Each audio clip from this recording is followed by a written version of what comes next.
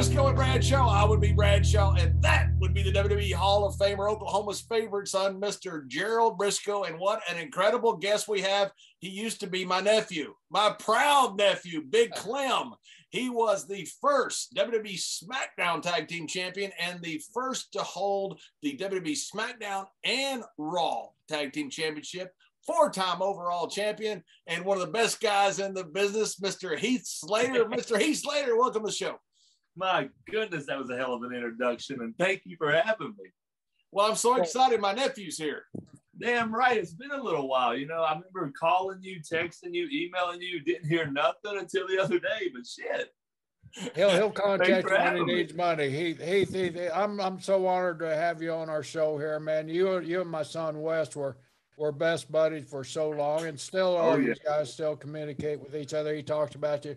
Matter of fact, he's the one that got the telephone number so I could get in touch with you. You're such an important man now that I had to go through my son to get your number. I didn't know you were JBL's nephew. I've always heard the rumor that you were Michael P.S. Hayes' stepson. Oh, I didn't know that.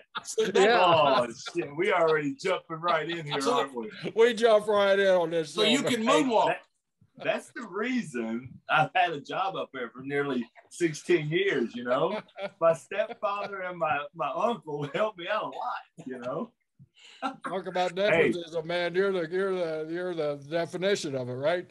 Damn right, man. You know, charisma, handsome, strong. I got money. Moonwalking son of a gun, man. That's my right. goodness. I do it better than him. Yeah. John, you didn't know that? I didn't know that at all. No, I didn't know that. Do your damn research, boy. I thought Tiger King was the only son of Michael Hayes. Hey, he's just another one. He was before me. I do know that Michael Hayes taught Buzz Aldrin how to moonwalk. I do know that. Hey, let me tell you this story about Michael Hayes and me. Please tell us a story about Michael Hayes. All right, so when I was a kid, my grandfather took me to all the shows. My grandfather was a huge wrestling fan. I mean, all the independent shows. I watched, you know, WWF, WCW, NWA, Smoky Mountain Wrestling, all of that on my grandfather's knee when I was a kid. So when I was like maybe 8 years old, we went to the Raleigh County Armory to watch WCW. And it was the Freebirds against the Rock and Roll Express. And this might have been NWA at the time. It was like like they were merging in together. So it was for the USA Tag Team titles because they had a World Tag Team title back then and the USA Tag Team titles. So they're wrestling and everything. They're having a match. You know, I'm hooting and hollering. I got to see Sting that night, Sid Vicious, you know, Vader with the Mastodon helmet, like all this shit. Like, it was great. So after the show, me and my mom were hightailing it out of there, and this car pulls up beside of us. So I'm going to give my mom some credit. Back in the day, she looked like Demi Moore. Like, a lot of people would be like, oh, you know, you look like Demi Moore. And I'm always like, who's that? And she would always be like, you know, the lady from Ghost. And I'm like, oh, okay, you know. But, like, she was a pretty lady.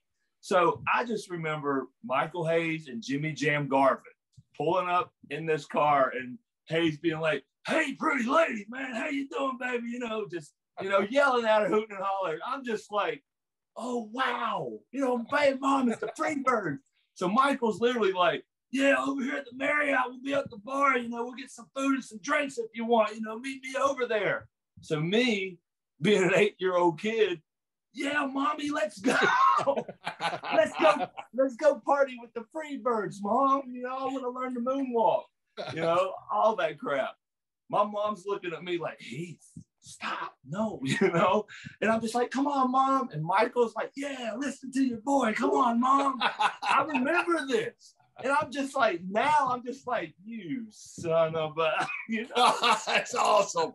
But I remember it plain as day because, like, I'm 8-year-old, you know, wanting to be a professional wrestler, you know, dreams, you know, and here's the Freebirds, like, holy crap. And I just want to go and have fun with them.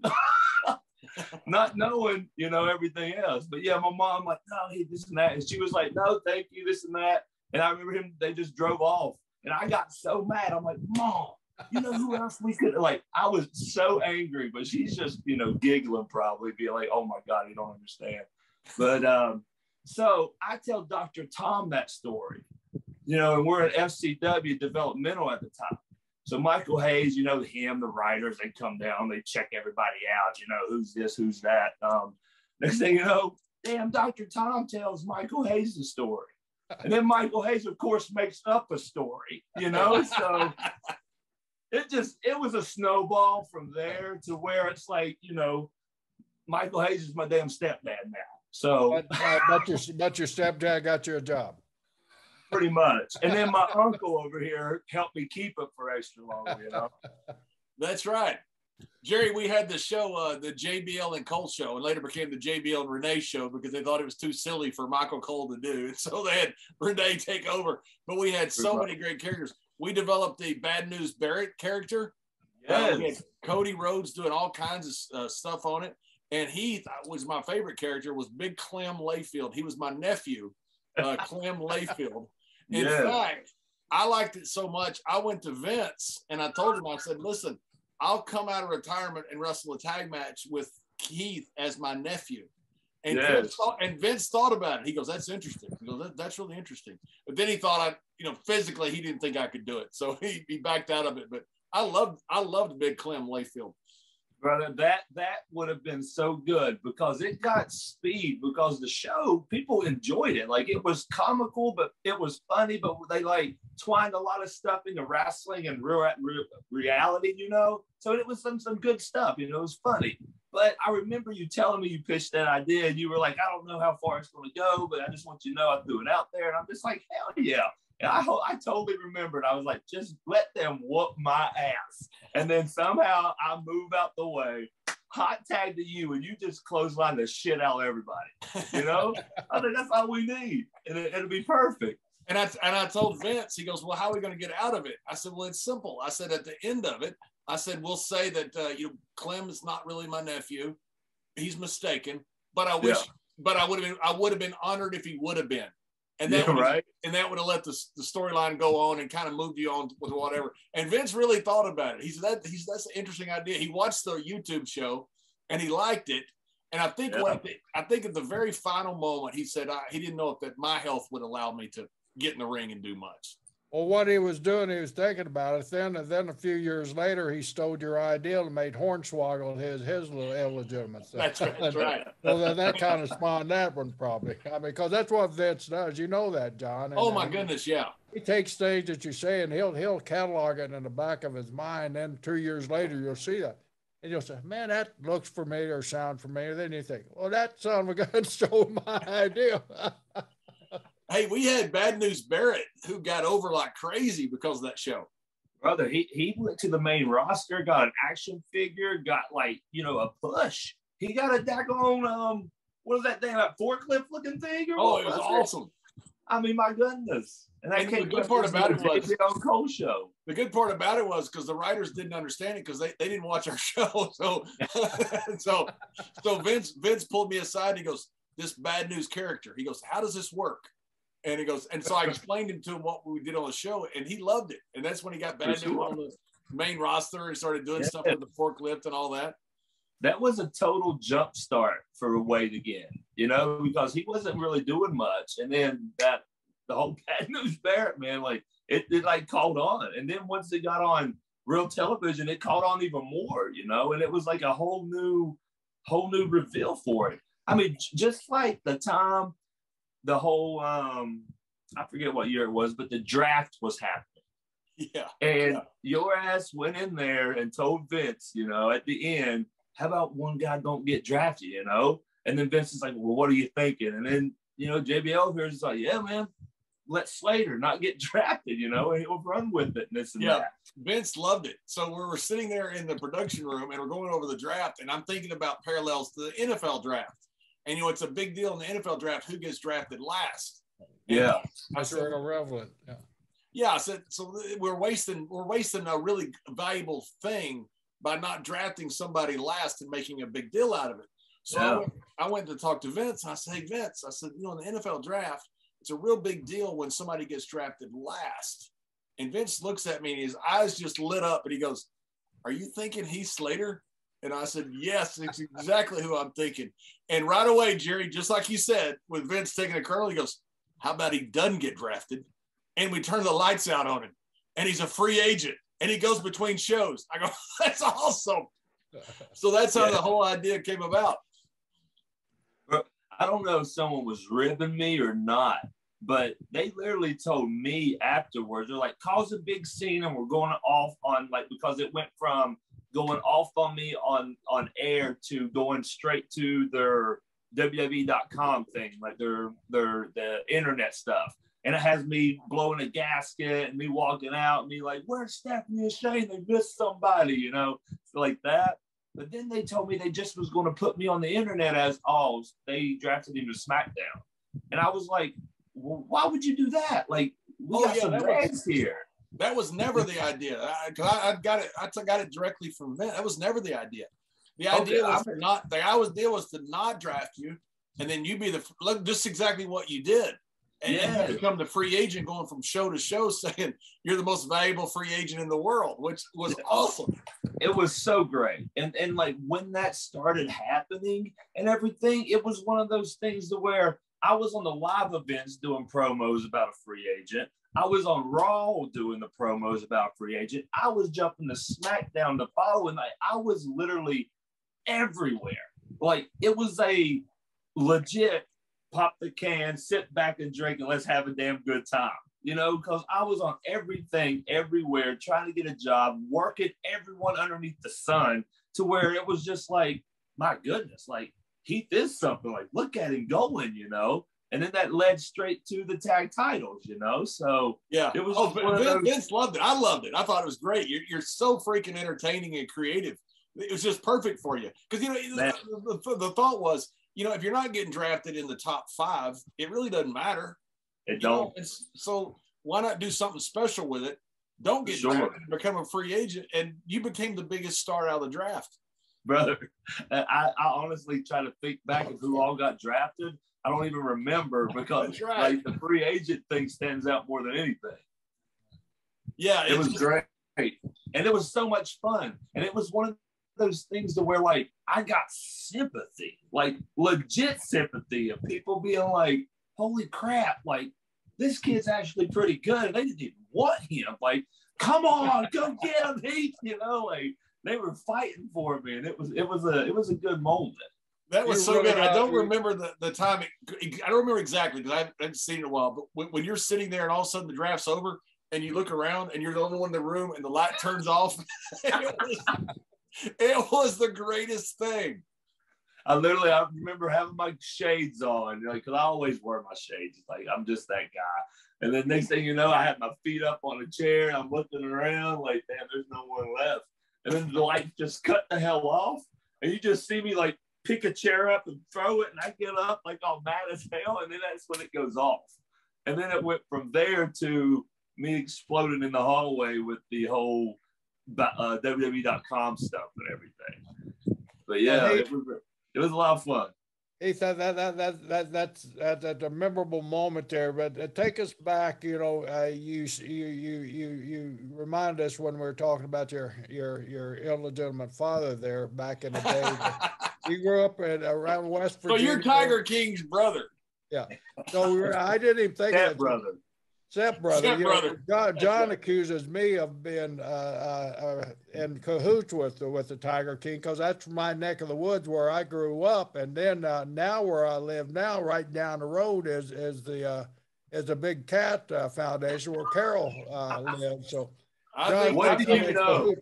What do you know, Brisco? What do you know now? I know she brought me some meat that was unidentified one time and told me to let's have a barbecue.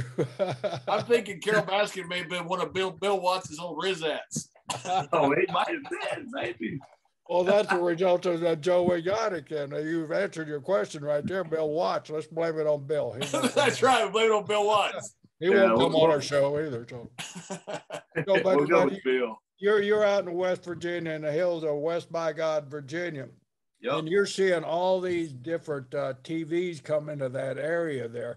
Who was the guy and who really prompted you? Hey, I want to be, and please don't say Michael Hayes. Who prompted you? I want to be like this guy here. I want to be a professional wrestler. I know your granddad was a big fan and all Yeah. that.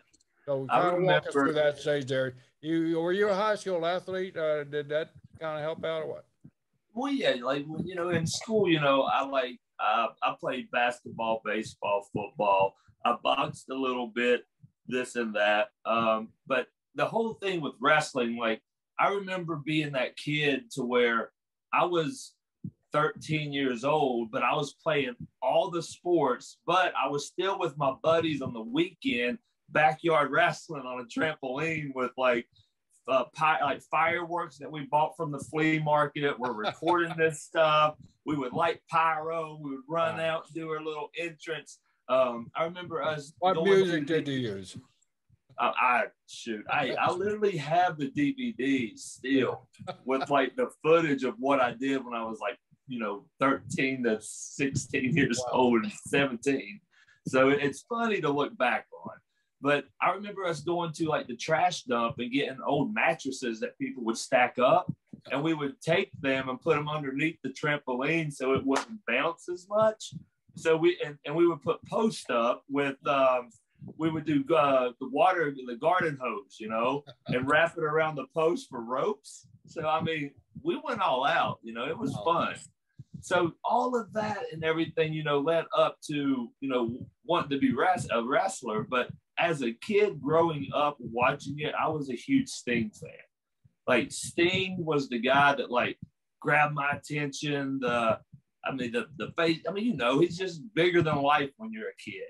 And I just remember always just loving Sting. And then like even whenever he turned to Crow Sting, I thought that was cool. Dropping from the rafters, beating people up with the bat, all that stuff. So that right there was one of those. Whoa, you can be like that. That's cool.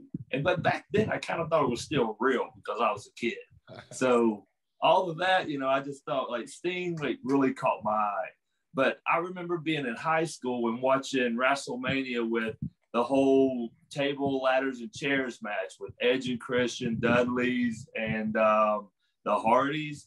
And I still remember just being mesmerized of like, these are human beings, because you're smart enough to the game by then, being in high school and stuff. Like internet's out a little bit, you're hearing the buzz, like it's all scripted, it's this, it's that, and then you're watching it, and it is, you can tell. So, but watching a human being swing and go through tables and get hit with chairs, and how do you teach falling off the ladder? You damn can't. You can't teach this kid.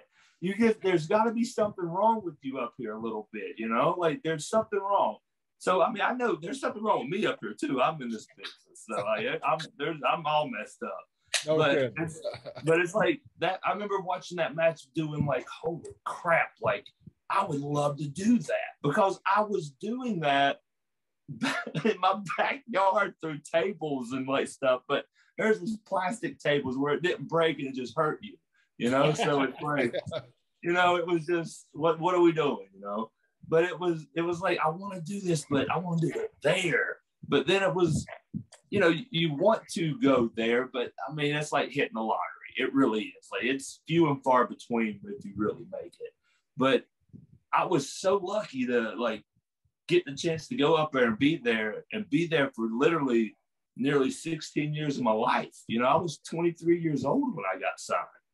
I was a baby. I was 23 in developmental, and I got released at 38. So it's like, what the hell? If you're in the military, you'd almost have your 20 years in, and you're exactly. It's crazy, How did you get to your first training school? The first training school was in Atlanta, Georgia, WWA 4. So, well, a little bit before that, I went to college to play basketball. And then I thought, hell yeah, I'm playing ball. And then I didn't keep up with my grades, and I messed up being an 18-year-old idiot, So I remember I went to college to play basketball because I was decently good. And just being an 18-year-old partying, going to every daggone house party and bars and everything, and I was an idiot, and I lost my deal. And got back home, went to a community college. It sucked ass. Hated it. Didn't want to do it. And then after that, I told my mom I want to wrestle. And she's like, what do you mean? I'm like, I want to be a professional wrestler. She's like, hey, seriously, no. Like, what do you want to do? I'm telling you what I want to do. She looks at me like, she still remember the night that Michael Hayes was hitting on her with the 8-year-old kid in the car. She goes, no, you're not going to be a wrestler. You are not going to be Michael P.S. Hayes. So I go to my grandfather, you know, and I'm like, hey, Paul. I always called him Paul. Like, hey, Paul, you know, this is what I want to do with my life. Please, can you talk my mom into it? And he really sat down and had, because I didn't have a father growing up. My dad left me and my mom when I was 2. My mom had, you know, boyfriends in between. She's married to one hell of a man now, you know, named Sherman, but they've been married 20 years now. Not named Hayes. Huh? Not named Hayes. Hayes? She's not married to a man named Hayes, is he? No. But so my grandfather had a talk with me.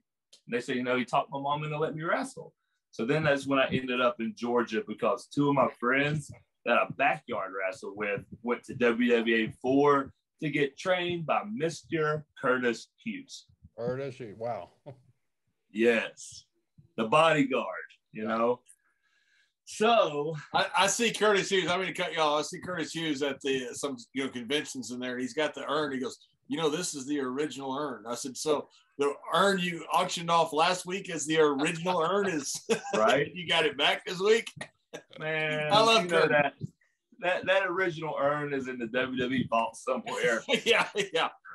It's like Shockmaster. I don't want to give his source out, but you know, Shockmaster, I understand at times auctions off the original helmet every weekend. At times. Yeah. That's funny to me, man. Babe, that's you know how different eras of the business has different ways of doing things. You know, man, those guys that trained me, woo, some of the ways they are like the biggest, carniest, craziest, wildest bunch of dudes, where I'm just like, that is not going to work. You really think that trick's still going to work? Like, it's just some of the things that, you know, I hear from them. I'm just like, my goodness, guys, like, there's a better way to earn a buck. Now, when you were at Curtis's developmental school, a lot of that stuff you'd probably already done it on that trampoline in your backyard wrestling. So you had a clue about working at the time and how to get it done. I remember literally us watching videotapes of just, you know, whatever match we want, and studying like that. Like, okay, they're locking up with this foot here, this arm here, like, you know, like figuring out ourselves, you know, just by watching tapes and stuff. And then we would get in the trampoline and try to do everything that we saw that they were doing and everything. And like, we kind of learned that way. And then once we got in the ring, it was more of a, holy crap, we're in a professional wrestling ring. Wow, I could really hit ropes and go to the top rope. Like, it was such an exciting and fun-filling moment for every one of us, you know? And then us actually doing the crap. But it was I still remember the first day of training, us just hitting the ropes. And you not being first day you were in a real ring, right? First time. Yes. In the real ring, yes. And the first thing I remember doing was hitting ropes. And after a whole minute straight, we rest, whole minute straight, rest, whole minute, like, you know, 3 minutes of running. The underarm, like my lat and my hip, oh my God. I was literally like, what the hell? Like, hitting the ropes hurt? Like, why does that hurt so bad? Why didn't somebody tell me this? That's one of my favorite things when we have these tryouts for these All-American athletes that I bring in. You know, I warn them about, you know, underneath your arm is going to get really bruised. They don't really know what I'm talking about. And then I see them we run the drill where you hit the ropes. You know, everybody, you gotta know how to hit the ropes, number one. That's one of the first things you gotta know is how to hit the ropes. And trust the ropes with a lot of these guys. But you see these big All-American athletes, they go and they hit that rope the first time. They hit it pretty solid, but you can feel it. So you can see that winch because you know it's coming. Then they reverse it and hit that other rope. And then you sit, and all of a sudden they're starting to slow down on their next yeah. And it just gets slower and slower and slower. And the next day they come in holding their it will get so bad by the time I starts running the ropes. By the time he's done, he will go to the ropes and he'll almost stop and just kind of lean against it and come off. Yeah. Curtis was a guy who could run the ropes. He was a good big man, great athlete. How was he as a trainer? Because he trained a lot of the wrestlers that made it. Like literally with Hughes, like he would literally get in the ring and like I can tell you right now, Hughes gave me tools. You know what I mean? Like Hughes gave me the tools to where I was comfortable getting in front of a small crowd. I was comfortable getting in, locking up, doing the whole tackle, drop down, leapfrog, hip toss, pin, grab a hold. You know, like the whole basic little steps that you can do in wrestling. Hughes, like, you know, made sure I knew all of that, like the basics. And then it was like after the basics and stuff, I was literally with him, like I said, like a year and a half.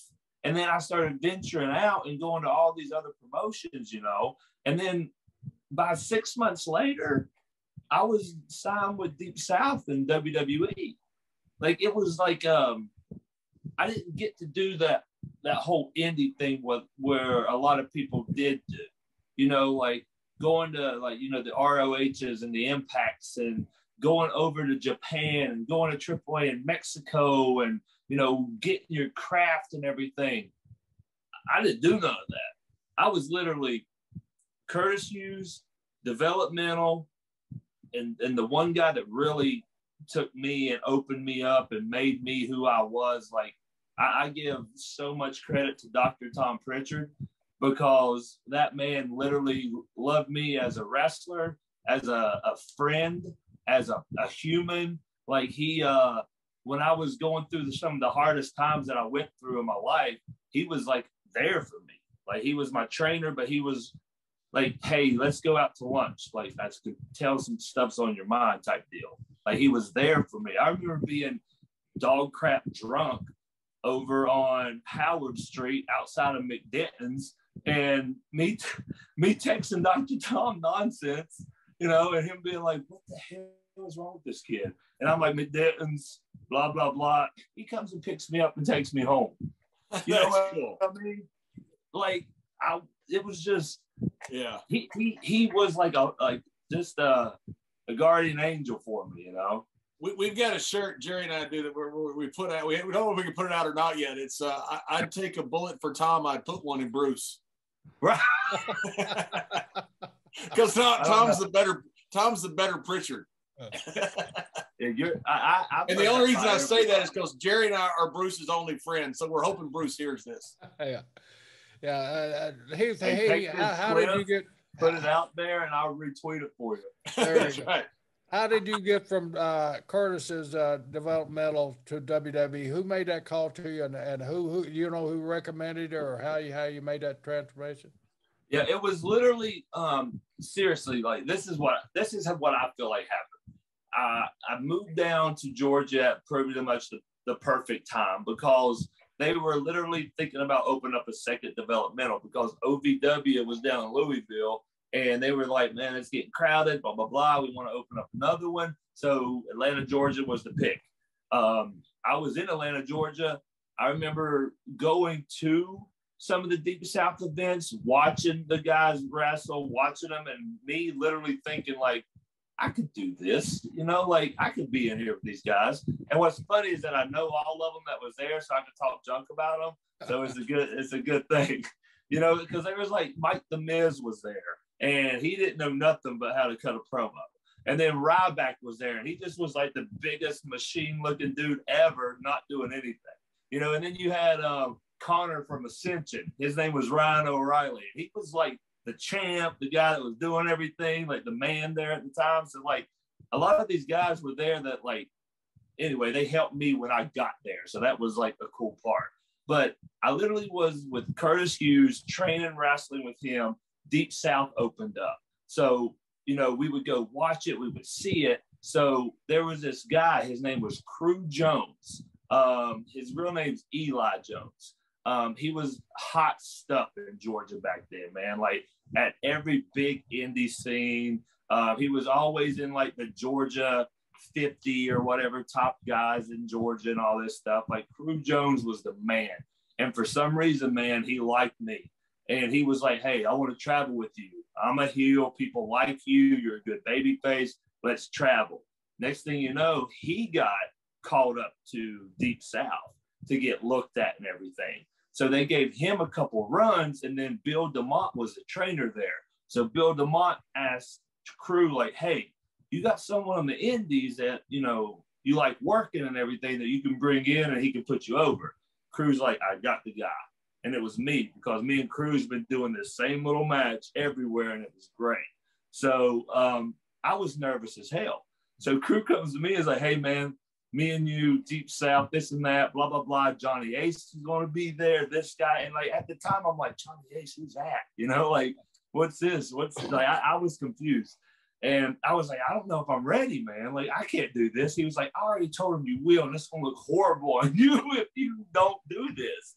And I'm just like, oh no, like I'm screwed. Like, I have to do this. So all that confidence you had watching, all of a sudden the opportunity, now you're starting to get that self-doubt, and we all get it, right?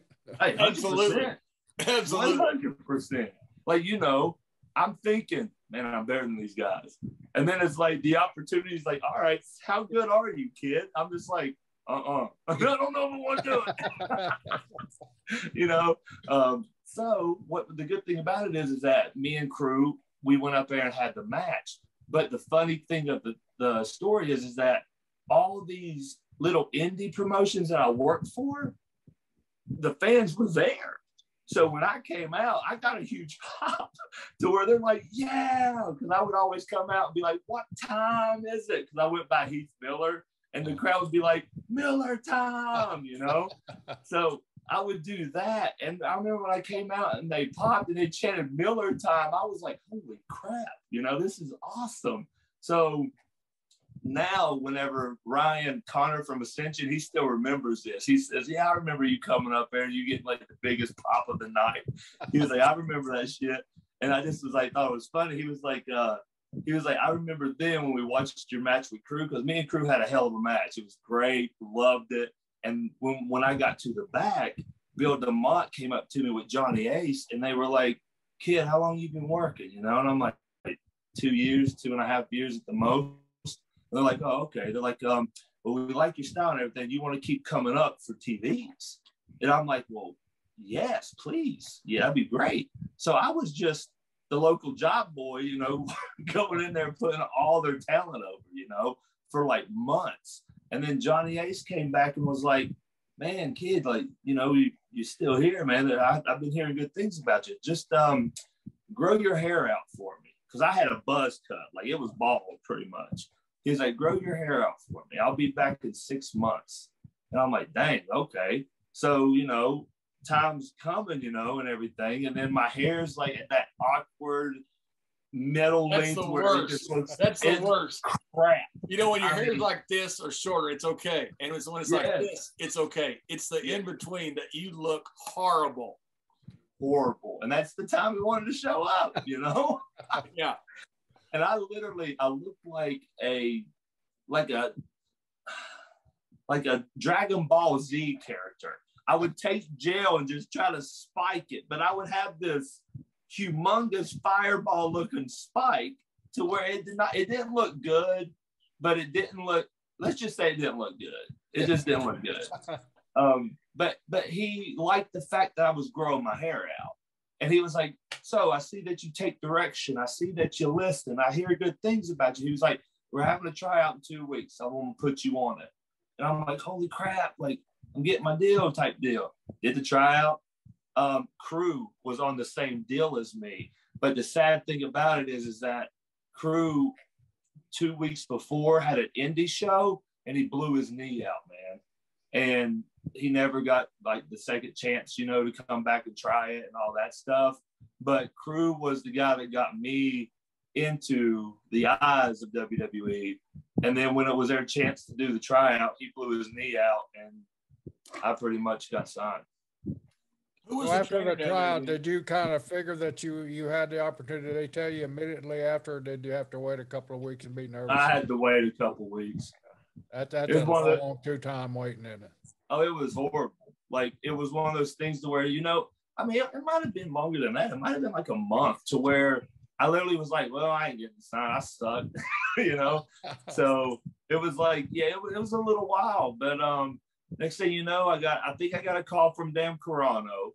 And then they said, asked me, they said that my address was still correct and everything, and sent me the deal and all that stuff. And I got signed.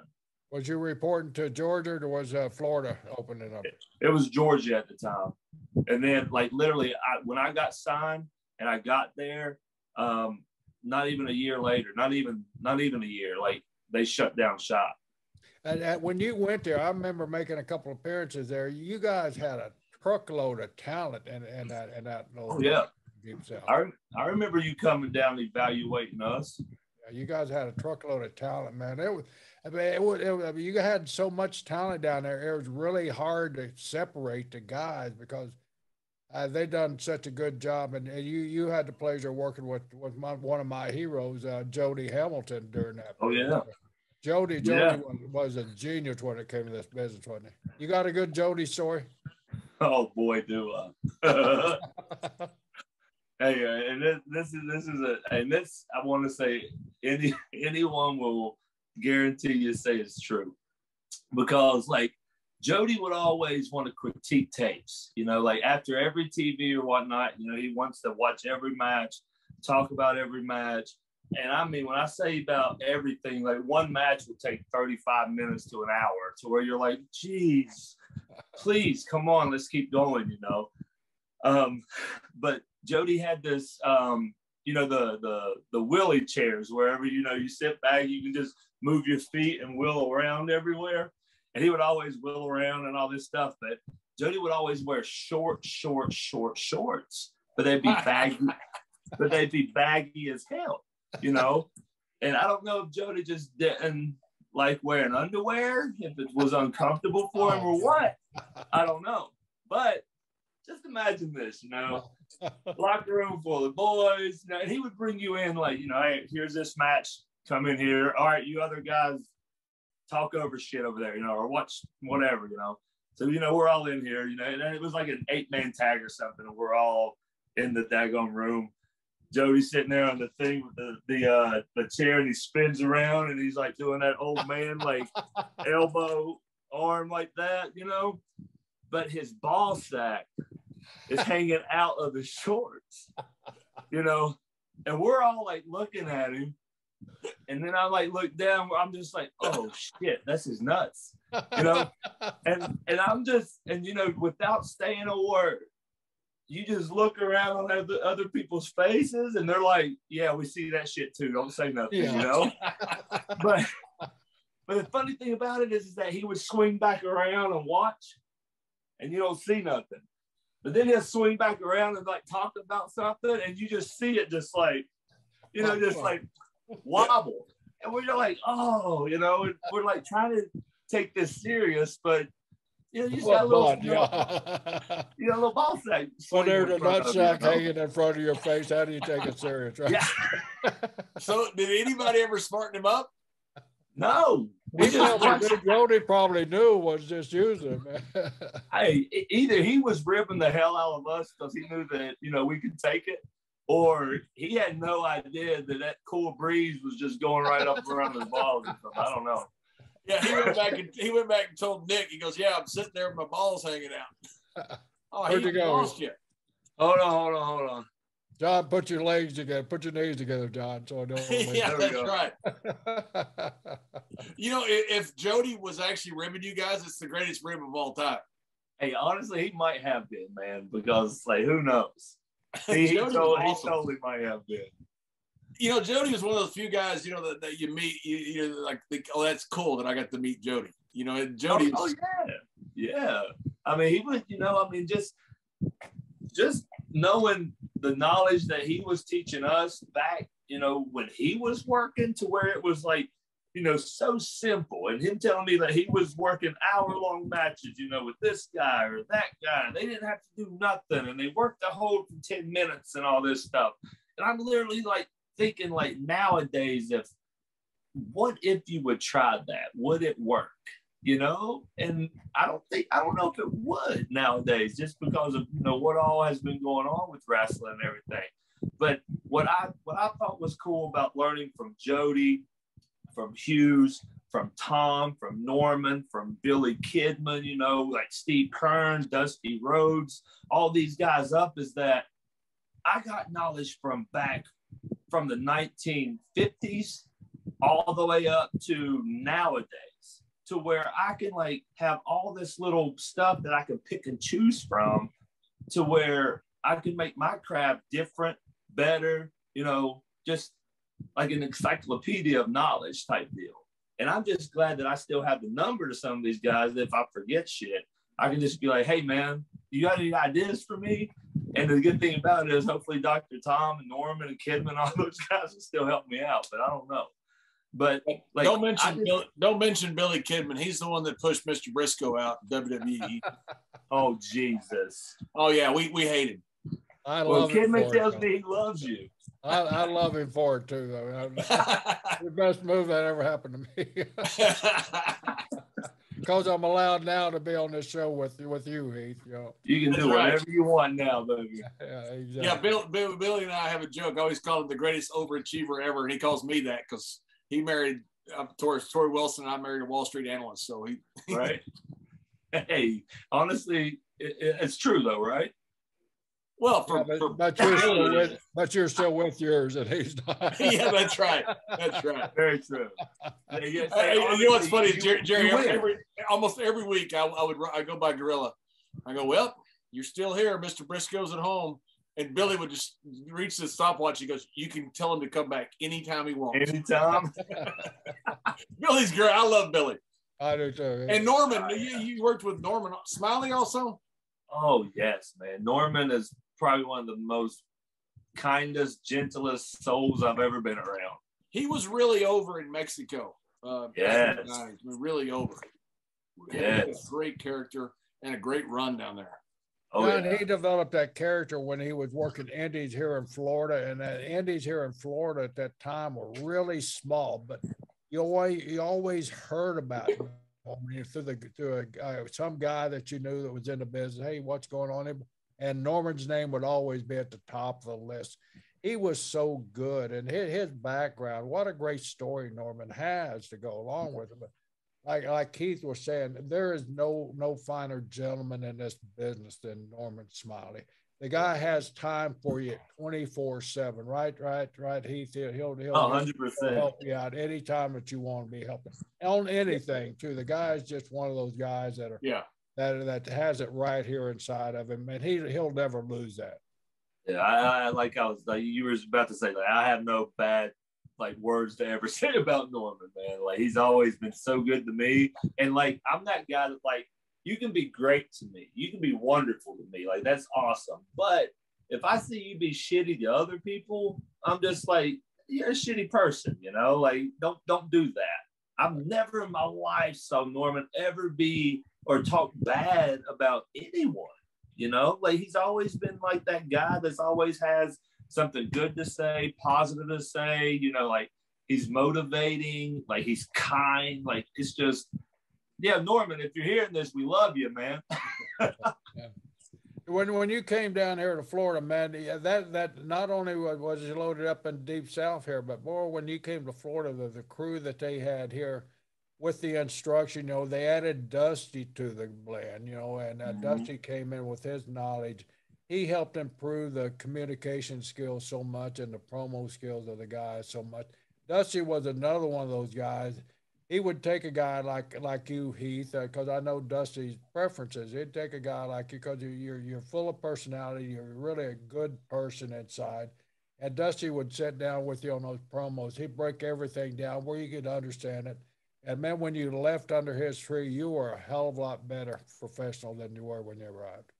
I mean, like you, 100%. Like Dusty, when you think of promos, my goodness, give him 3 little subjects in 2 minutes, he's gonna kill it. You know, it's just how it is. And being with Dusty, and like, you know, the good thing about Dusty, he's like, all right, you got a title match or you're defending your title, blah, blah, blah. Give me 2 minutes, about the guy, go. So he would give you your opportunity. Give me what you got. And you're like, yeah, okay, killing it, blah, blah, blah, blah, blah. Either he would say, yeah, baby, that was great, baby, that was awesome. Or, why did you say this after this? It don't make sense if you do this or that. Put it in this order to that order. You know, like he would, like you said, break it down in these sections to where like you're giving me this smooth ride and I love it. But then you're bringing me back here for no reason because we already went through this smooth ride. Don't take me back. Keep me going. You know, like he would break it down in these little ways to where you would understand it and get it, to where I even still use this little, you know, technique that he would tell us today in promos, you know, like know what you're talking about first off and be confident when you say it. That's why I like, you know, I'm with Impact now. With Impact, they let you, you know, they let you, hey man, you're doing this, you're doing that. How would you want to say it? What would he say? And I'm like, well, this is what I would do. And then they would either be like, great, but don't say the F word or this word, you know. You know, they would say, you know, I mean, of course not. But, you know, but they would give you that freedom to do it, you know. And then like Dusty would be the same way. He'll give you that freedom, but then he would keep you on track and teach you the rhythms and the ways to, you know, bring your voice up here, be serious here, come back here, like the whole Shakespeare of it, instead of just yelling at the camera for 1 minute, you know. He would teach you how to tell a story. And that's what I got from Dusty, to where I was saying, like the whole I got kids stuff and the whole free agent thing, like I had to get sympathy. Like I had to get sympathy from these people and just draw them in, and your voice changes, and you know, the structure on your face, you know, of sad to hurt and everything. Like he taught me all of that stuff, you know, to where like I still use it today, to where like Dusty to me was, I don't know, man, he like molded me in my promos a lot. We were going to. That was what was great down there. They had all these coaches that had specialty. Then you had the leader of FCW down there, Kern, who taught you how to be a professional, who taught you how to be a man out in the public life. Because Steve was such a pro with that. He would make sure that you look nice. I remember we hated it. We absolutely hated this crap. Every time we had a show, because fans will come and the fans will always show up before the doors open. And we would literally show up maybe, you know, 2 hours before the door open, or we would leave, go get some food and come back, but there'd be a huge line. But he would always want us in suits, always want us in suits. So I'm like, man, why do we have to wear suits just to get out of our car and walk right here? Like, let me just be comfortable in my stuff. He's like, no, you got to look nice. Every time you're up there, you want to daggone show up in the building, you have to have a suit on. Vince is going to make sure he looks at you from your head to your toes. So make sure you have good shoes on, you know? And I'm just like, oh my goodness, like, I only make $500 a week. You know, I don't know. I don't know yet. But like that's an old school mindset. You know, Skandar Akbar used to always talk about Lou Thez, who he traveled with. Thez would show up and go through the box office. He wouldn't go through the back doors. He would walk through the crowd to the dressing room, but he'd walk through wearing a really nice tailored suit. So people, when they saw him, would go, there's the world champion right there. Right. He'd always do that on purpose, just to let people see him. Right. Okay. I mean, like, honestly, when you're the world champ and you have a tailor-made suit on, I might do that too. Yeah. Making that world championship money, though, right? Right. Oh, let me tell you a funny story. Daggone it. Come back on there. It's that damn Carolina people trying to call me, man.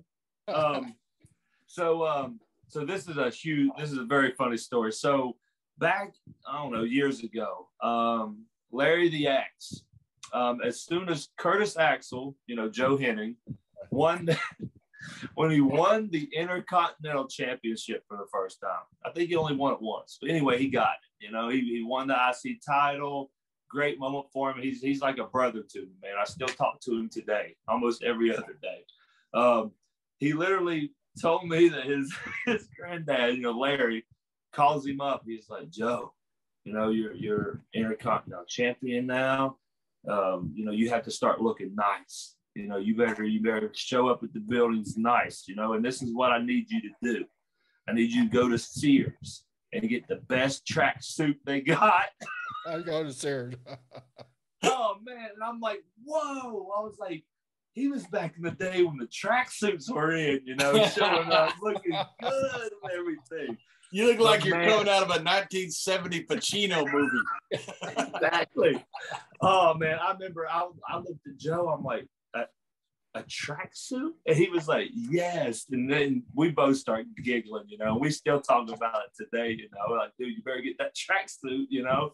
But yeah, it was just one of those things to where, you know, like his mindset whenever you better look nice, you know. Go to Sears and get you the best tracksuit there is. What's Joe doing now? Joe, he actually is doing some signings, you know, and he hasn't worked a match since he got released, you know, so like he talks about it, you know, he's wanting to get back out there, but then again, I feel like he's comfortable being home, being a dad, doing his thing at home and everything. And he's a realtor now also, right? I think he's a real estate guy too. I might be Joe? wrong. Yeah. Yo, no, he hasn't been doing that yet. I know Brooke's still doing a lot of stuff with the hospital. Right. And everything. So like she's like in one of those trauma nurses to where, like, you know, when they helicopter people in, and what a wonderful family. What a wonderful family that is. I mean, you know, his parents, I don't know if you ever met them, but his mom and dad are just salt of the earth people, just wonderful people. Yeah, I've met his mama. Never met his pops though. Wish I did. Yeah, Larry was a legend and a half, man. What a wonderful. You can see why Joe is such a great person because of his grandparents and his. Larry had that 22-inch neck. I know, right? He had that huge freaking neck, you know. Yeah. Kurt had a big neck too, you know. Just something genetics, you know. Genetics, exactly. Yeah. I'm gonna say, like, Joe has 3 boys, man, and they're literally, their names are Brock, Blade, and Hoss. So just right there tells you that's going to be some kind of crew when they get older. That's a wrestling brother crew in it right there. That's a fact. That's a fact. Was that after Brock Lesnar? The name Brock? Oh yeah, yeah. You know, because Brock and Kurt were really good friends. Yeah, they were good buddies, man. It's all that Minnesota line up there is what it's from too. You know, it probably is. That was a tight group, all those Minnesota guys. You know, Minnesota. A bunch of great talent come from there. But you and Joe were real close. I know you and my son Wes were pretty tight down here. Hey, Wes still owes me a match down at Atomic Pro, man. We literally have tried to make this little match happen for, I don't know. Well, honestly, it was before you guys had it scheduled at one time, right? And then it was scheduled, yeah. And then I got injured. I remember Wes calling me, really excited, Dad. I finally got Heath there. I get to work with Heath, you know. Yeah, I still remember having Wes's first match down there at Florida Championship. He was so nervous. And I'm just sitting there ribbing him in the ring, having fun. That's always fun when you get those newbies and you could rib them, you know. Hey, but Wes could always handle himself because he had that amateur background, you know. So, like, you know, I would rib him, and then he'd go for my leg, and I'm just like, oh crap, what do I do now? Wasn't his dad a decent amateur? I mean, I heard he was. I don't know how good he was, but I heard he was. He wasn't very good. His uncle was better. Well, thank goodness his uncle never stretched me because his dad did a bunch of times. Right. Yeah, but his uncle came close to you one time. And, oh my goodness! Yeah, I'm so glad scared you to death. Yeah, I pulled a rib on Jerry in Oklahoma, and Jack shows up, and I thought, oh my God, this is going to be terrible because I know what Jerry's going to do to me. He does it to me every single night. He beats me up, stretches me, and makes me tap out, and say all kinds of nasty things about Texas. I didn't know what Jack would do to me. So right. Oh, this is going to be really bad for me. And I guess, thank goodness, Danny Hodge got hold of me and stretch me instead. God damn. So he's down here in Florida. You were tag team champions down there too, wasn't you? Or were you a Florida champ? I know you want to help me. I was actually down here. I was both of them, man. I was tag champ and Florida champ. You know, I got to taste a little bit of both. And I was tag champs with Joe Hennig, actually. Me and Hennig was tag champs down here. And then I was Florida heavyweight champ for, I don't know, nearly almost a year. And then I lost the title to Justin Gabriel in an Ironman match that went 30 minutes long. We ended it at 3 seconds. I was really proud of that because I was so nervous of like missing that cue. But then that's when I started getting called up to doing like dark matches with WWE and, you know, starting to like get looked at.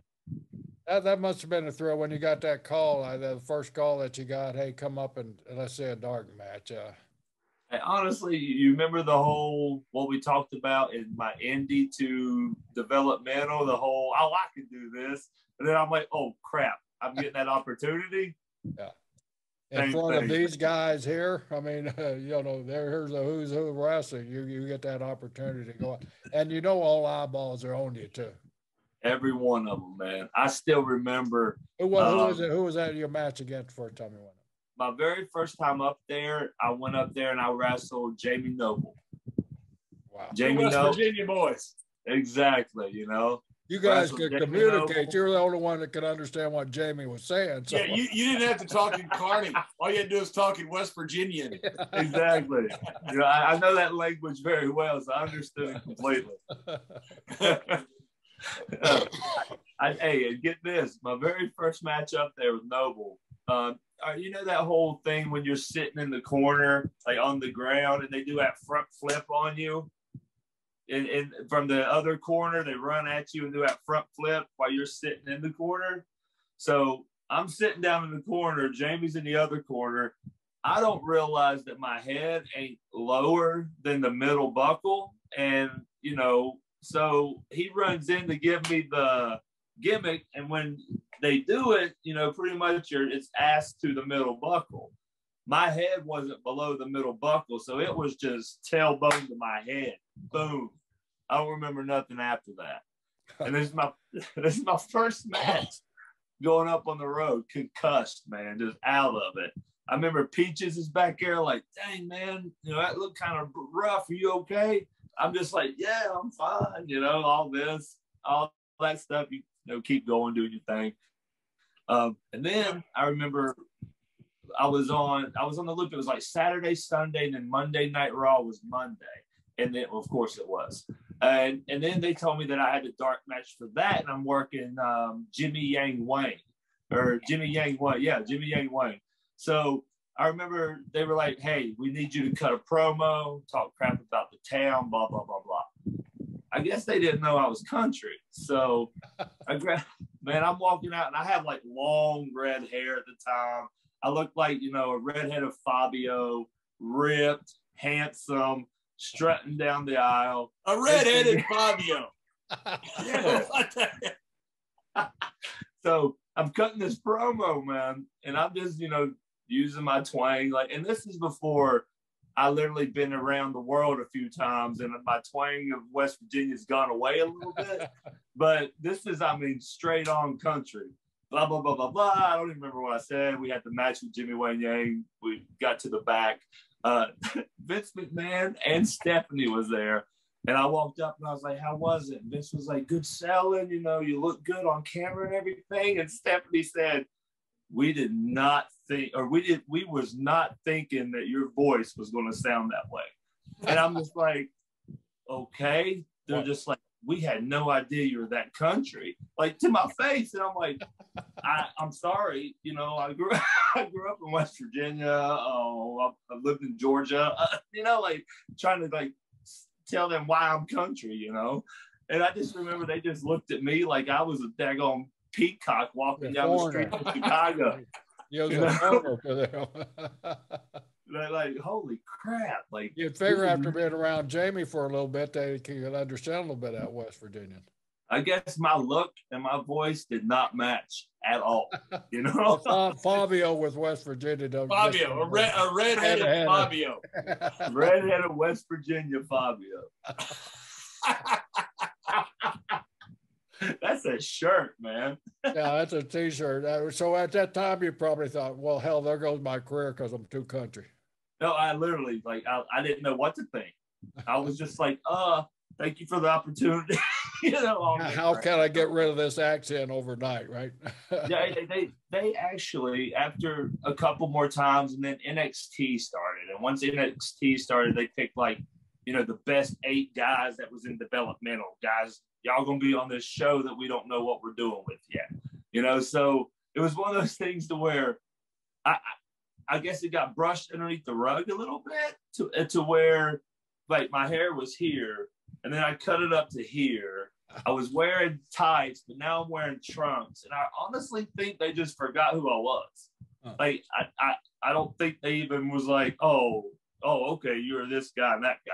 Because I went up there and I did like 3 months of dark matches and TVs. And then I was just developmental again for about 3 months. And then that's when it was, all right, we got this new show, NXT. There's pros, there's rookies, blah, blah, blah. And literally, I still to this day think we were just guinea pigs on a network that we had an hour for. Like, it still makes no sense to me. And thank God Nexus, you know, came out of it, because that was one of those, like, holy crap, what is happening in this wrestling business? But it's pretty damn cool, you know? So, yeah. But NXT, man, woo. Yeah, you were in the group that went from CFW over to NXT over to Orlando. You're one of the original groups that made the move, right? Yeah. That must have been a real mind-blowing experience, and kind of wondering what's going on here. Baby, I'm telling you, every day up there was mind-blowing. Like, we were so scared too, because it was like this might be y'all's last little chance to succeed. You know, you are getting this push. You are getting this. Once you got released from NXT, or not released, but like out, you know, of the whole game show thing that they were doing, like, you were put back down the developmental thinking, oh shit, like, what's going to happen? Like, you didn't know. They didn't tell you nothing, which of course they don't, you know. I wouldn't either, you know. So, because, you know, people was going to talk, but it's one of those things where, like, you're nervous, you don't know what's going to happen. You're up there, you're trying your best, you're doing. I mean, literally, they didn't even tell us the games that we were doing. Like, we would show up, and next thing you know, we have an obstacle course we got to run, and then we got to be in front of the O2 arena that holds at least 50,000 people, and it's always sold out. And we would be in the middle of the ring, and they would say, all right, Heath, you got 1 minute, a promo about cereal. And I'm like, I like cereal. I eat it with milk. You know what I mean? Like, they would set you up on these things to where you're like, oh no, like, I don't know what to do. I hope I don't look stupid. You know, like, you know what? The idea of that was so much better than Tough Enough. And the reason I say that is, you know, you get a guy like Daniel Puder or a Miz or a Morrison or something. It's really tough for those guys to succeed because they're not wrestlers. Now, they might become wrestlers, but all of a sudden you get all this TV time behind them, and you get them really over popular. Then you go, okay, now we got to put you in a ring and have you wrestle your first match ever against this top talent, and with all this behind you. You guys were wrestlers. So that's a fact. When you guys came through, whoever wins had such an advantage over those guys with Tough Enough, because you had already gone through the system. You'd already had hundreds of matches, a complete different dynamic. To me, that was such a smarter way to do that than the Tough Enough, because the end of Tough Enough was such a bad position to be in. You have all this publicity, all this press behind you, and all of a sudden you got to learn on global television, which is really tough to do. I agree with everything that you just said. Like, that right there is the truth, because those guys didn't have any wrestling skills at the time. You know, they had no idea. But, like, I just, in my way of thinking with the whole NXT thing, I don't think they knew exactly what they wanted to do, but they had a good idea. you know, but thank God we knew what we were doing while we were out there, so we wouldn't look stupid. That was a fact. The only times we looked stupid is when we had to do the game stuff, you know, just because it was like right on the fly on television. That brings up you said you like cereal with milk on it, but the way you handled that beer keg, I think you kind of put beer on it instead of milk on it there. What kind of practice did you have? I mean, you must have been a beer loader at one time, a keg loader, because you handled that damn beer keg like a pro.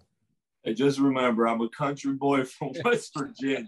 Like, I could throw 2 kegs over my shoulder and take it up a hill quick.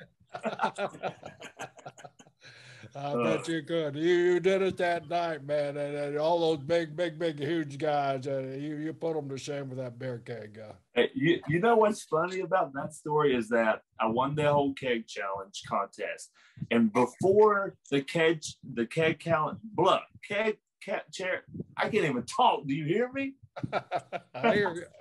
All right, we can understand you though because you talk like John and I. That's right. Yeah. We have an advantage. I'm about to say, most people need a West Virginia Rosetta Stone to understand you. You're right. So I was supposed to get immunity for the following week to not get eliminated, you know, but we had an extra like 12 minutes of time that we had to fill. So they literally got me in the back after that and said, hey, you got to wrestle Kane right now. And I'm just like, whoa, what? Like, Kane? Like, Kane? And they're like, go in here. We're going to record you to warming up, you know, like a pre-tape. Oh, he has to go against Kane. Oh, my God. I'm doing like band work or something and push-ups and whatnot. And then Kane literally, like, as soon as I walk out, Glenn's like, hey, Heath, can you do a drop kick off the top rope? I'm like, yeah. He's like, can you do whatever else the couple things was he asked me if I could do? I'm like, yeah. He's like, all right, I'll see you out there. And by the time I got up to the gorilla, I had to go out, you know? And I'm like, oh God. So I go out, here comes Glenn. We have our match. And it was one of those, like, we literally had 12 minutes to fill and the match was maybe 5, you know? So it was just one of those things that were like, yeah, sorry about your immunity, but you get to wrestle Kane. Go out there right now. And it was just like that nerve-wracking, holy crap, like this is, I mean, it's Kane. Like he's done, you know, it all.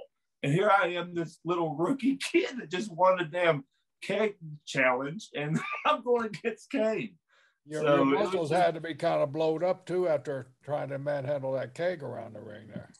Like I said, I'm from West Virginia. I can carry 2 on my shoulder up a hill. So how did the whole Nexus thing come out of that? Because you got into this incredible angle and this incredible storyline that came right after that. How did that come about? The hottest thing in the business at the time, too. Oh, yeah, absolutely. I honestly believe, and this is just my thing, there was a time that we all jumped Kane in NXT. We all jumped him, beat him down, everything. And it was like we were on the same team at the moment. And we got, as a group, booed out the house. And I remember after that, Vince just had people start to get eliminated. Like elimination, like easing the, like, you know, trimming the fat off the herd. And then next thing you know, we're literally all down in Miami.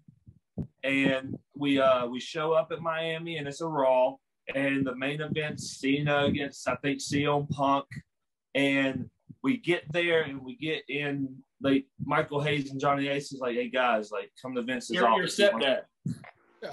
Exactly, my stepdad. And Johnny, they come grab us and like, here, come into the office, you know. We get in there, and it was like Hayes, Ace, Vince, Arn Anderson, I want to say Fit Finley was in there. Like, we all came in, and Vince is like, hey guys, I got an idea for you guys, you know, and he explains Nexus. And next thing you know, he like grabs these armbands, passes them out, and he's like, put these in your pocket. I don't want no one to see them, blah, blah, blah.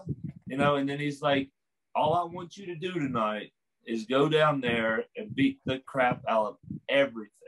Everyone, tear it apart. We're getting new everything. He was like, all I ask is do not hit a fan and do not touch our cameras.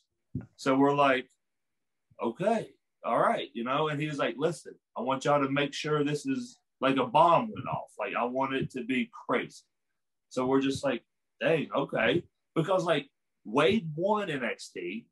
We haven't heard a word about us doing anything. We thought we were still stuck at, you know, FCW at the time, you know. So next thing you know, we go to Miami and all that happens. And then literally 3 matches before the main, they're like, get your gear on. Here's these, get these bands, blah, blah, blah. We need you to put them on. We're having you guys come from this way, that way, and everything. And they're like putting together. And this is like 4 matches before we go live. Like, we're just all like, oh, crap, oh, you know, like just nervous, scared, don't know what's going on and all this stuff. And then next thing you know, what you saw is what happened. It was just you show up, boys, this is what I want. This is what I need. Can y'all make it happen? Of course we can. We got thrown right in the damn fire. And we just threw gasoline on that stuff and we burned it up. Right. So it was a lot of fun. I enjoyed it. It put us on the map. People still talk about it today. And even, I had a signing the other day. There's this little kid coming up to me. He's like 9 years old, wasn't even born at the time. And he knows about it. You didn't hit on his mom, did you? Huh? You didn't hit on his mom, did you? Hey, you know, I have to be like my stepdad, man. Of course I did. He was moonwalking by the kid with his fanny pack on. Oh boy, but yeah, it was a heck of a moment, man. It was. You know, it's one of the few invasions. You know, invasion angles been done forever. You know, ECW invasion worked. The WCW really didn't work. You know, when it came in, it's kind of we didn't get the NWO, but the Nexus worked. You know, and always every few years there's some invasion angle, but that was one of the best, maybe the best of all time. That angle, it was really captivated the entire wrestling world at the time. I really believe what grabbed everyone's attention is that no one expected that. They honestly did not expect these young kids, you know, because we were the rookies, you know. These young guys would come together and do something. Oh no. Oh no. Sorry. It says I got 20% power left. You're a popular man, all those phone calls you're getting there, Heath. Yeah. They probably heard you were on our show, so they're all That's calling. Right. I think they're wanting me, man. It's Michael Hayes and Tiger King calling you. Yeah. Damn, I hope not, man. But I don't even know where we were at, man. Here we are just talking. But Nexus was one of those things where it was like we did not expect it to blow up like it did, but we literally went in there with the intent of we are some really pissed off men that got treated like crap, and we are going to show you guys how we feel. And that's what happened. Yeah, it'd be like if the Tough Enough crew all of a sudden got together and revolted. Exactly. It's so unexpected. You know, that's one of the reasons I say it was so much a better idea than Nexus NXT was because these guys could work already.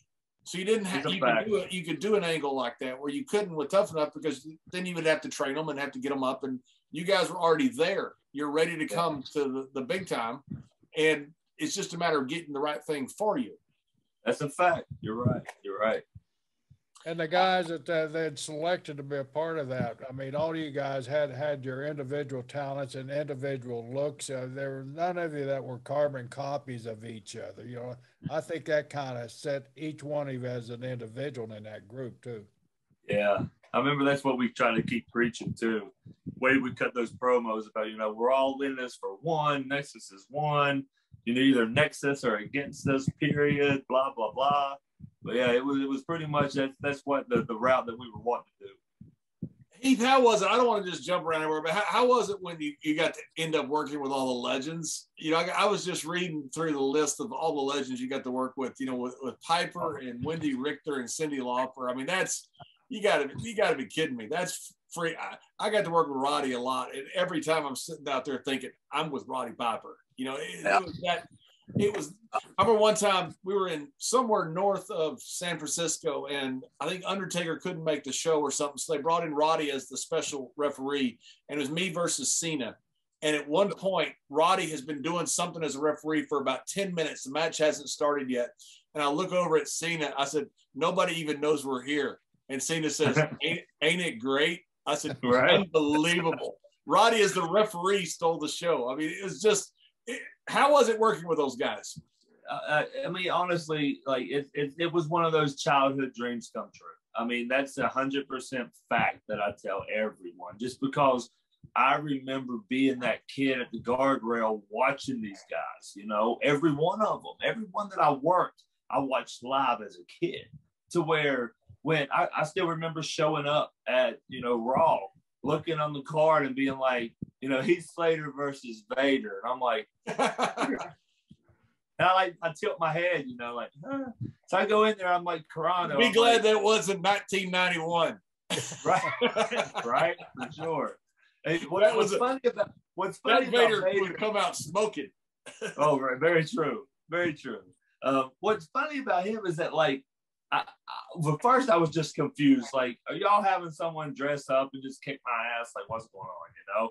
And they're just like, no, man, it's really Vader, you know? Like, you're working Vader. And I'm like, well, what's going on? And so that's when they explained to me that, like, each week leading up to Raw 1000, they're going to have, you know, a legend come in. And I'm just like, well, am I going to get to face them all? And they're like, no, man.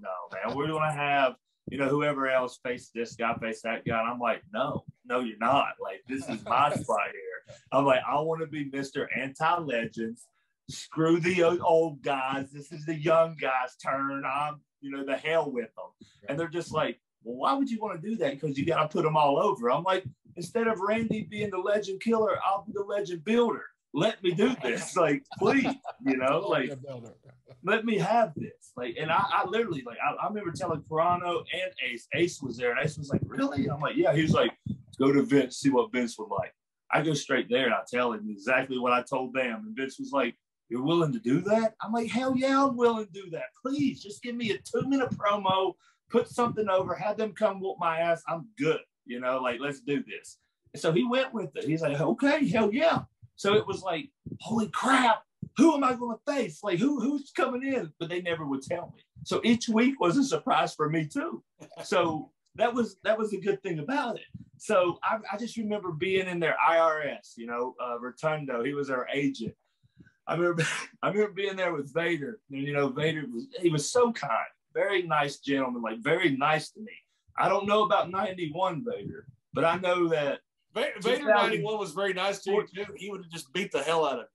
Yeah, because he beat the hell out of everybody. Well, he was more of a gentle soul when I got to face him. He was more of a kind gentleman, though. He was very nice. But what really blew my mind was that we're talking over the match, and I'm like, bro, whatever you want to do, I don't care. Let's just have fun.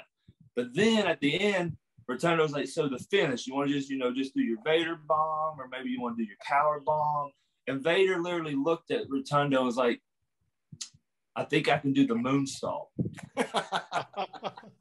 Brother, I literally did this, like doing one of these, like, shaking of the heads, like, Mike, look at me. You know, like, no, you know, I mean, like, don't get me wrong. I know he nails it and he can do it, but this is 2014-ish. Oh, yeah, you know, Vader, and I'm just like, oh. I was like, I'll take the power bomb and the Vader bomb if you want. But then thank God, you know, they agreed to the Vader bomb, you know, in the corner little thing, bam. But he literally pitched to do the moonsault to where my mind was blown. I literally was like, oh, Jesus. Oh, no. I don't know if I'm going to be able to do this legend run. So how far did the moonsault pitch go? Did he pitch to Rotundo, and then Rotundo say, no? No, Rotundo didn't really, like, acknowledge it, because, like, when Vader pitched it, he pitched it, like, serious. Like, I think I can hit that moonsault.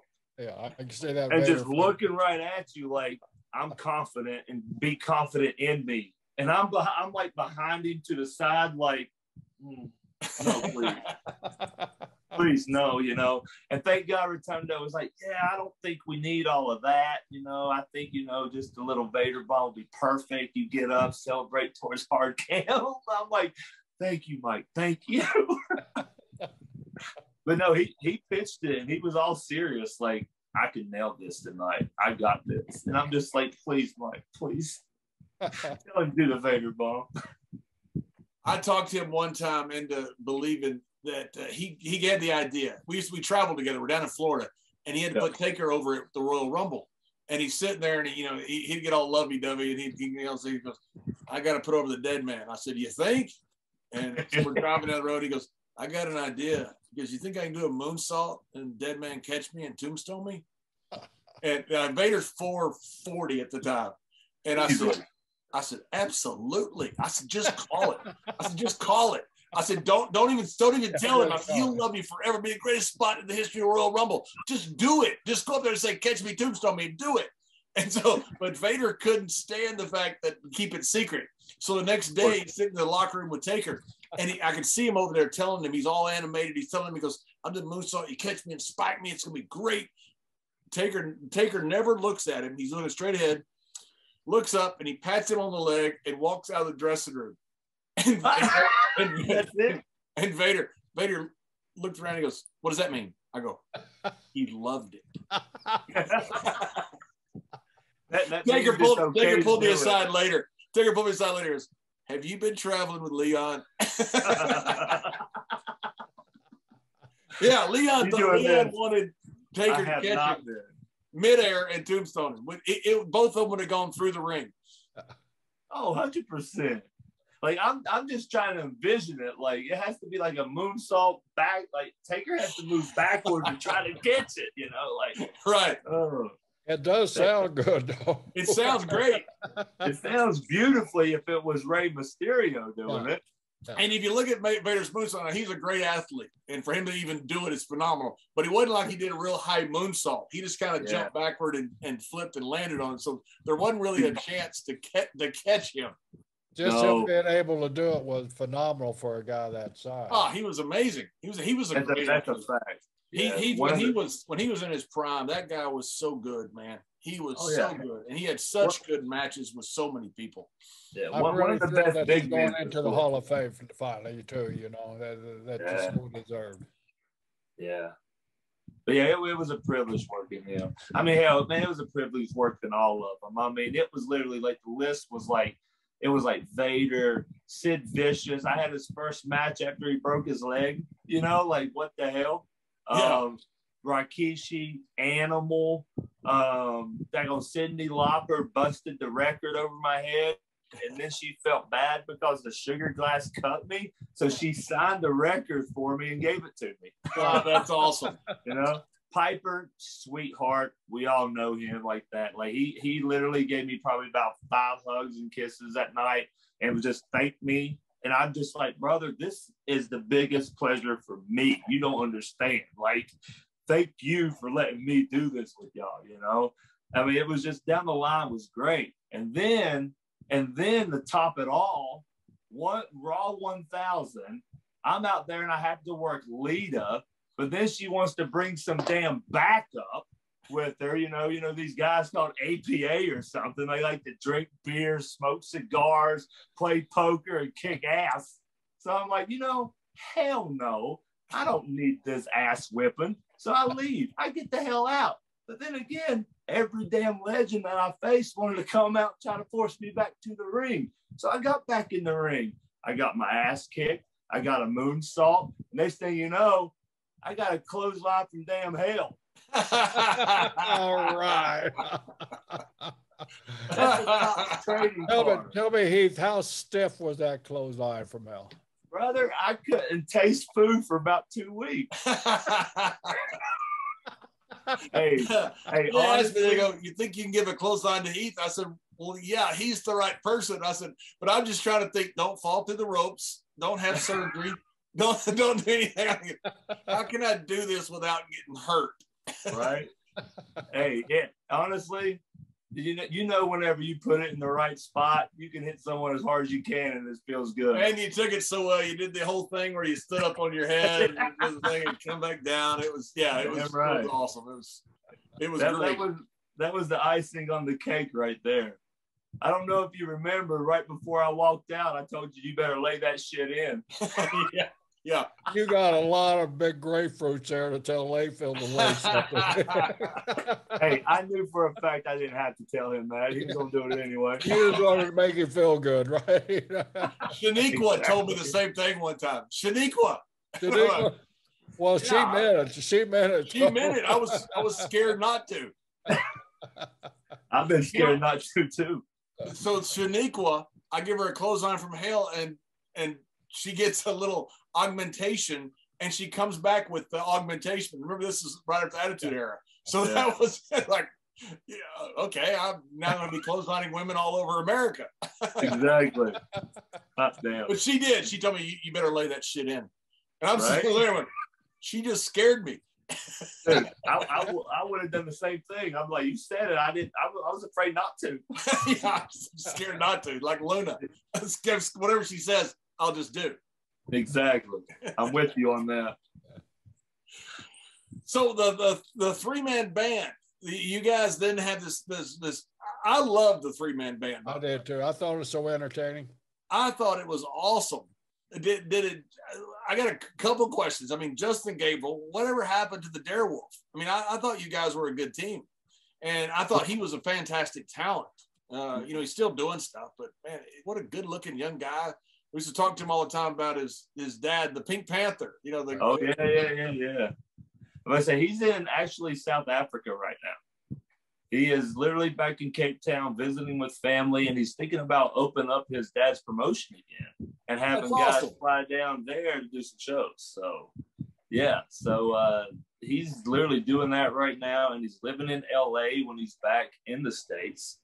But, man, with 3 on B, it was an idea of I needed a band. So the one-man band thing was running its course, ran out, did all that I could with it. So I go to my stepfather, and I'm like, Michael, I'm like, hey, man, I've been the one-man band for a while, and I'm just like, damn it, man, I need a band now. Like, I need a band. Like, let me have a band. And he's like, well, who you thinking? So I literally told him, I was like, I want EC3, Michael Hutter. I want Fandango, but he was Johnny Curtis at the time. And I want Dean Ambrose, and he wasn't even called up at the time. And he's like, oh, okay, well, let me see what I can do. Comes back, and he's like, Fandango. And at the time, he was Johnny Curtis. We got an idea for him, Fandango. And he's like, and Dean Ambrose, we have an idea for him, Shield. I was like, what about EC3? He's like, no, not him, man. I was like, all right. He's like, but you'll get your band. 3 weeks later or something, hey, man, you're getting your band tonight. I'm like, all right, who is it, Gender and Drew. I'm like, the hell? What do you mean? That's like no one not even pitched, Like, what? Why them? And he's just like, that's what Vince wanted, you, Gender, and Drew in a band, And I'm sitting there thinking, like, man, that just sounds like a bad joke. An Indian, a Scotsman, and a redneck walks in a bar. Like, oh, no. And they walk out. Yeah, exactly. I'm about to say, I got to get my charger. I got to plug this up in a minute. We'll be done soon. Yeah, I'm about to say, it was just one of those things to where, like, to me, I'm like, oh, crap. Drew's going to really be pissed because Drew wants to be serious killer. Gender's more of the, yeah, sure, man, whatever, we can do this. So thank God we were buddies outside the business. We went out to drink. We had, late night, dinners and stuff. Like, we were buddies, we were friends outside the business. So we were like, you know what, man, let's just try to make this work. And literally it was 2 years of some damn entertaining crap that 3 guys that were like lost in the WWE at the time. We didn't know what was going on. We had to be rock stars. And the bad thing about it is that we actually lived like rock stars. We would party all night. We thought we were Motley Crue in the wrestling version. Like, it was, I probably lost 5 years of my life in just the 2 years I worked with them. Like, it was wild, man. And it was fun. We became even closer, you know, like, and I guess Raw or SmackDown was in Charlotte this week or the other day for a live event or something, but I was in Philly and I'm having Drew and Jinder call me like, dude, we're going to crash with you. I'm like, oh, I'm in Philadelphia, you know? So like, we still got that brotherhood, but like 3-on-B, man, it was just one of those things that got thrown together. And it was like, we didn't want it to happen that way, but it did happen and it came out very well, you know? And then even after 3-on-B, you know, like they got released. They were gone, you know, and I'm a lost little puppy now. I'm like 2 years with my band and I'm like, well, what do I do? You know, and then they're gone. I'm like, well, why didn't you release me? You know, like, why ain't I fired? Like, I legit called Carano and I was like, did you forget to call me? And he's like, no, man, like, you're okay. I was like, well, shit, okay, I guess got to figure something out now, you know? So it was so weird. And then to see them, like, we always kept in touch, you know, like we were buddies after all that. And then they coming back, becoming world champs, you know, and all that stuff, you know, like 3-on-B turned around. If you think about it, that's one hell of a group. You're as big as Evolution. Yeah, something, man. I don't know what I am. full of world champions. Yeah, that's true. Yeah, I guided them to success, you know. You see my greatness? That's right. That's right. You guys were so entertaining. You know, it's just like you always got to have somebody that can do anything. You know, and sure. Like we're bringing in Vader. What do we do? Call Heath. It's going to work. You know, but that shows how good you are. You know, and I mean that as a huge compliment. You know, and those guys were the same. Hey, thank you for that too, man. I that's the one thing that I always wanted in the business was just like the respect of my peers. You know, I never wanted to hurt nobody. You know, I wanted to make sure all my stuff was good, crisp. If I needed to go out there and be a Nexus rebel, I'll be the baddest Nexus rebel you see. If I needed to be a rock star, I'm gonna play the best air guitar I know how to play. You know, if I needed to be a daggone trailer park white trash 22 kids playing, dude, I did that, you know. So it's like, let's go. Like I just want to be, always wanted to be a part, you know, like I always wanted to contribute. I hated it when I just was backstage doing nothing, to where I'm just like, I can do something, like, please, you know, like the times whenever I wasn't doing nothing at the time on TV and you were like, man, I need you as Clem Layfield, get your ass over here, you know, to where like it brought new eyes on me on a different aspect. We had so much fun with that YouTube show. And that was the whole reason. You had all these guys who were so talented and weren't being done a lot with. You know, Wade Barrett was the same, Cody was the same. I mean, there was some terrific talent on that show. Yeah, we had a great time with that show, and it had a big audience. It did. It was great. And like I said, like little like things like that needs to happen for guys that don't really do much on the big screen, so they can still get looked at in a different way of doing other things. You know, like all of that works out good for everyone. Well, it just brings out that extra personality and a talent that a lot of their fans don't know that they have that personality. They see you guys as one-dimensional in the ring. Yep. You know? Yeah. That's 100% fact. You know, one of the things that happened to me and Ron when, you know, we're just, you know, killers, just come down there and just, you know, beat people up. They said, we want you to dance with Rikishi. And they kind of didn't know if we would or not. Well, of course we would. You know, of course we're going to. We're out there dancing. They had to tell us to quit. You know, and they're like, you know what? These guys will do anything. We would. It's a work. You know, it's fun. And it's more fun sometimes when you're taken out of your comfort zone and doing something completely different, because that's when you're really challenged mentally to okay, can I do this? And if you do it, it's like Gary Hart always said, if they ask you to be a clown, be the best professional clown in the world. You got to go all in on this stuff. And that's what you guys did with 3-on-B. That's what me and Ron did with Dancing with Rikishi. You know, it's the fun stuff in this business that you remember. That's a fact, bud. That's what I have learned. Like, yes, I was up there for a while, but that while looking back now to me is so short. You know what I mean? Like, it was like that chip of my life, like that puzzle piece of my life, to where I was like, holy crap, like I had a lot of damn good times up there, you know, and I got to do things that I never thought that this Southern West Virginia boy that lived in a town that's worth like 700 people, you know, would ever do, you know, like it's like going to Saudi Arabia. I got to meet a king, a queen, a prince, and a princess, and the king comes to me and says, "I got kids too."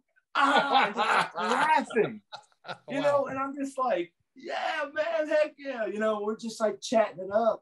But this dude is worth billions of dollars over there, you know, to where all he wanted to say to me was that he had kids too. It's the greatest pro ever. I got kids. I love it.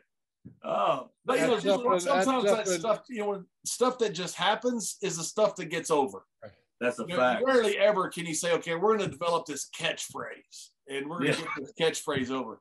It's impossible. Stuff just happens, especially when you got smart, creative guys with a mic and there's huge live audience.